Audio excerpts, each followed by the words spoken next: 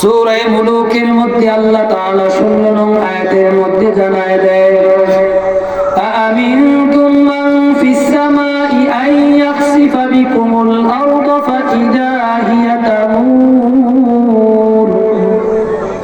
আল্লাহ রাব্বুল আলামিন বলেন, ও দুনিয়ার মানুষ, তোমরা কি আমি আল্লাহ রাব্বুল আলামিনের ব্যাপারে, আমি আসমান ওয়ালার ব্যাপারে নিশ্চিত হয়ে গেছো যে জমিন তোমাদেরকে ধসায় দিবে না? না না না, এই জমিন কিন্তু তোমাদেরকে ধসায় দিবে, এই জমিন চৌচির হয়ে যাবে। আল্লাহ রাব্বুল আলামিন বলেন, এই জমিন চৌচির হয়ে যাওয়ার পরে আমি আল্লাহ ছেড়ে দিব না। আমি আল্লাহ হাসরের ময়দানে জমিন থেকে সাক্ষ্য গ্রহণ করব।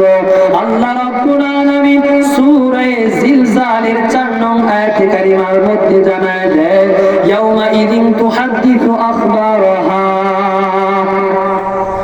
আল্লাহ রাব্বুল আলামিন বলেন, জমিন সেদিন আমি আল্লাহ রাব্বুল আলামিনের কাছে সব বৃত্তান্ত বর্ণনা করবে।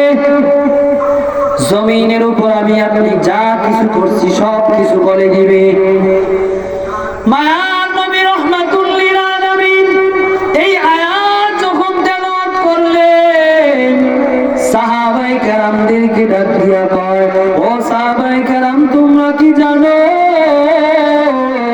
জমিন তার বৃত্তান্ত কিভাবে বর্ণনা করবে? সাহাবায়ে কেরাম বলেন, পয়গম্বর, না না না, আল্লাহ এবং তার রাসূল সব চাইতে ভালো জানে। আল্লাহর নবী বলেন, ও সাহাবায়ে কেরাম, তাহলে শোনো, ইয়াউমা ইদিন তুহাদ্দিসু আখবারাহা, জমিন সেদিন আল্লাহ তাআলাকে সব বৃত্তান্ত বর্ণনা করবে। বলে কেমনে করবে জানো? ফাইন্না আখবারাহা, জমিন সেদিন আল্লাহ তাআলাকে খবর দিবে, আনতা শাহাদা আলা কুল্লি আবদি ওয়া আমা, আনতা কুল আমিলা কাযা ওয়া কাযা ইয়াউমা কাযা ওয়া কাযা। জমিন ডাক দিয়া বলবে, আল্লাহ, আমি জমিনের উপর থাকিয়া আপনার অমুক বান্দা, আপনার অমুক বান্দি অমুক টাইমে অমুক সময়ে এই কাজ করেছে। আজকে আমি জমিন আপনার কাছে সাক্ষ্য দিলাম, আপনার কাছে মামলা দায়ের করলাম। আজকে আপনি অমুক বান্দা বান্দির ব্যাপারে সঠিক বিচার করবে।